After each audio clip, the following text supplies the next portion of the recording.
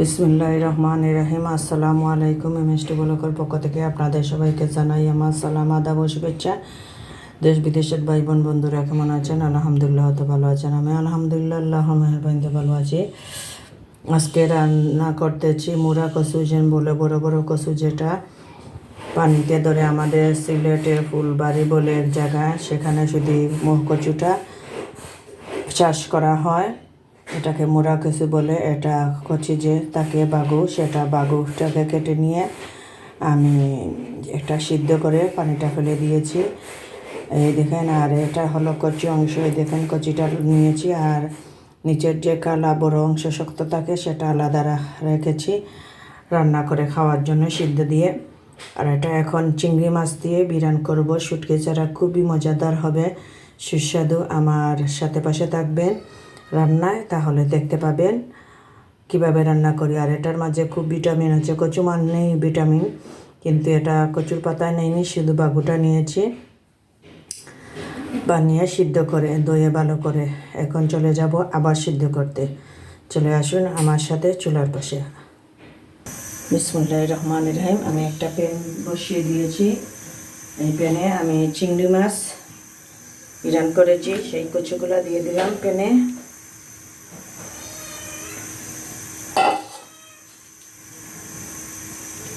কিছু পেঁয়াজ কুচি, কিছু কাঁচামরিচ দিয়ে দেব, কিছু রসুন দিয়ে দেব। পরে রসুন দিয়ে বাগার দেব।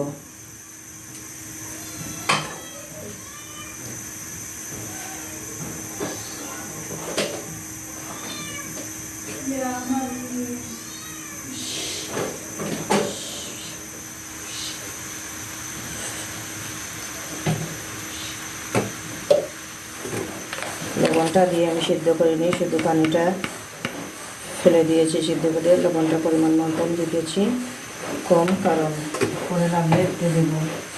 কচুটা গলে গিয়ে পরিমাণটা কমে যাবে। একটু হলুদ গুঁড়ো দিতেছি কালারের জন্য, না দিলেও হবে। এটা যখন শুটকি দেবো না, চিংড়ি মাছ দিয়ে বিরান করবো, তাই একটু জিরা ধনে গুঁড়ো দিয়ে দিলাম। এখন একটু নেড়ে ছেড়ে দেবো। এটা পানি দেব না, আগুনটা কমিয়ে দিয়ে এটাকে ভালো করে নেড়ে ছেড়ে আপনার সিদ্ধ করে নেব। পরে বাগার দিয়ে দেব।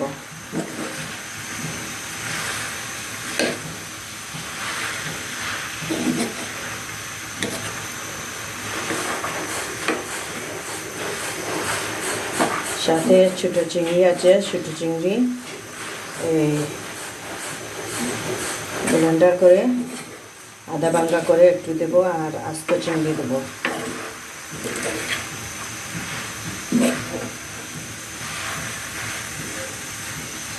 চুলার আগুনটা কম দিয়ে একটা ঢাকনা দিয়ে ডেকে আরও সিদ্ধ করে নিরেক করে নেব।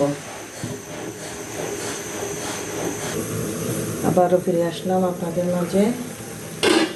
একবার উল্টে পাল্টে দিতেছি। চুলার আগুনটা কম দিয়ে এটা কাজ করতেছি, তাই একটু পানি উঠেছে, একবারে আগুন কমিয়ে দিয়েছি। এখন না কমিয়ে দিলে পোড়া পোড়া হয়ে যাবে, ভালো করে সিদ্ধ হবে না। দেখেন সিদ্ধ হয়ে যাচ্ছে আলহামদুলিল্লাহ।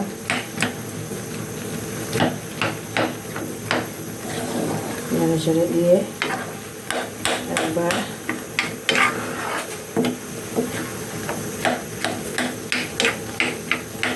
ভালো করে সিদ্ধ করে নেব। সিদ্ধ করে নেওয়ার পরে এটাকে বাগার দেবো। আর খুবই সুস্বাদু হয় এবং ভিটামিন কচু।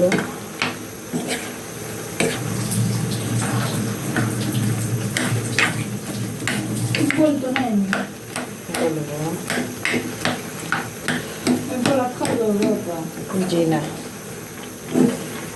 এগুলো মোটা কচু হয়।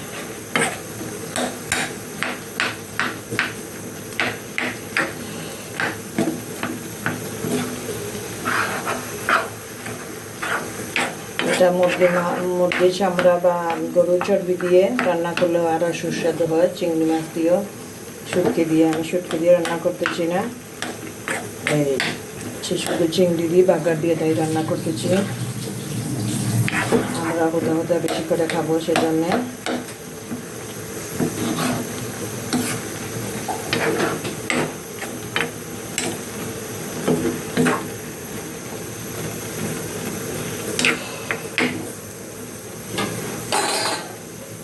আগুনটা কমিয়ে রেখে এইভাবে সিদ্ধ দেব। এই দেখেন আপনারা, আমার এটা একবারে মিশ হয়ে গিয়েছে অলরেডি। একটু একটু সাবা থাকবে, বেশি না, একটু একটু। দেখুন একবারে গলে গিয়েছে। আমি এখন কিছু ছোটো ছোটো যে চিংড়িগুলো, সেগুলো একটু ব্লেন্ডার করে নিয়েছি, এটা দিয়ে দেব। এই দেখেন আপনারা। আর পরে আবার আস্ত চিংড়ি দেব মজার জন্যে, সাথে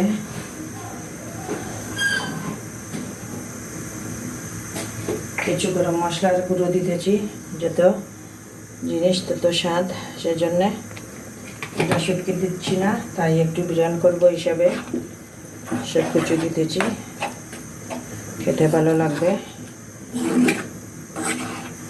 আর 3-4 মিনিট এটা এভাবে রান্না করে নেব। চিংড়ি মাছ যখন কাঁচা দিয়েছি, দেখুন নিচে পানিও নেই, শুকনো শুকনো, তারপরেও পানি বের হয়, তার নাম কিছু। পরে বাগার দিয়ে দেব, সব কিছু একসাথে মিশিয়ে নিতেছি। আপনারা চাইলে চুরি চিংড়ি দিতে পারেন, নাও চাইলে পারেন, মুরগি চামড়া দিয়েও রান্না করতে পারেন, ভালো লাগবে। বা গরু মাংস, চর্বি, তাকে যেন সেটা দিয়ে ভালো লাগে, সত্যি দিয়েও ভালো লাগে এটা রান্না। তো আমি বিরান করছি, বিরানটা করলে বাচ্চারাও খাবে, ছুটি অন্য সময় বাচ্চারা খায় না। আর আমি চালটা পরিমাণ কম দিয়েছি, এটা মিষ্টি মিষ্টি ভিটামিন, সেজন্যে।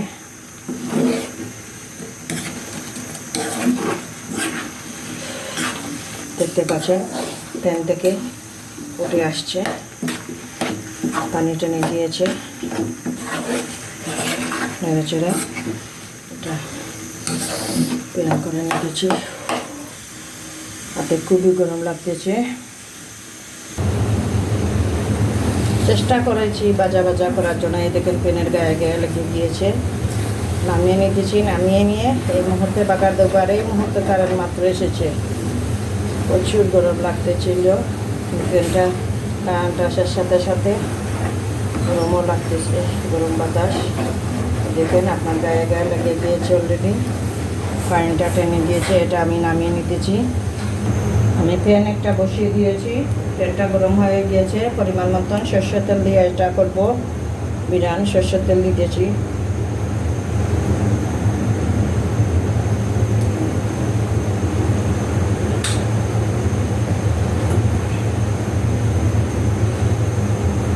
রসুন কুচিটা দিয়ে দেব।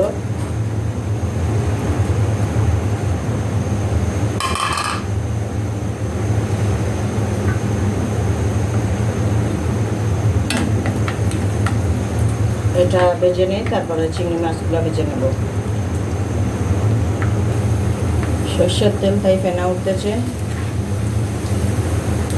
রসুনটা অনেকটা পরিমাণ হয়ে গিয়েছে, আমি চিংড়ি মাছটা ভেজে নেব।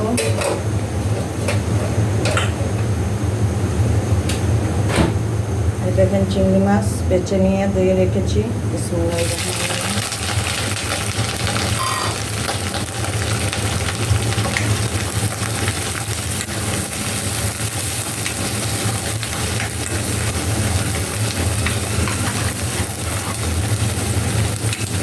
এটা ভালো করে ভেজে নেব। তারপরে কচুগুলা দিয়ে দেবো। একটু বেশি করে চিংড়ি মাছটা দিয়েছি।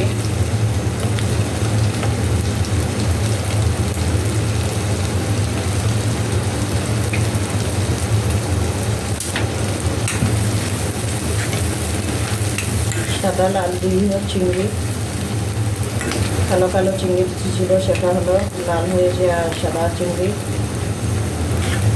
একটু বড়ো বড়ো আছে, বেশি ছোটো নয়। ছোটোগুলো দিয়ে আমি অলরেডি বড়া সিস্টেম করেছি। ভিনেগার করে একটা বউলে নিয়ে নিয়েছি আমি। এই দেখেন দূরে রাখার কারণে বিসমিল্লাহির রহমানির রহিম পানি ছেড়ে দিয়েছে। বলছিল ভাই আমার বার হচ্ছে, তাই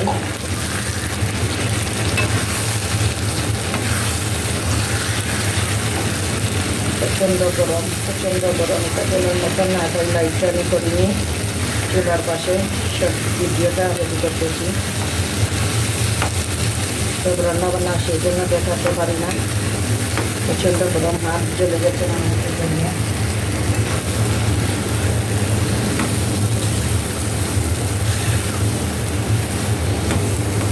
খুব মজার করে রান্না হচ্ছে। রসুন, চিংড়ি মাছে, সর্ষের তেলে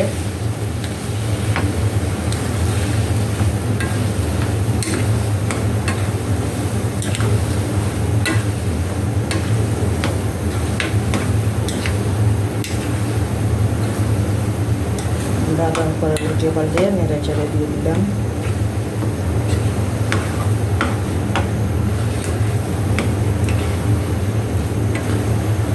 দেখতে পাচ্ছেন উপরে সাদা হলুদ দিয়েছি, তারপরেও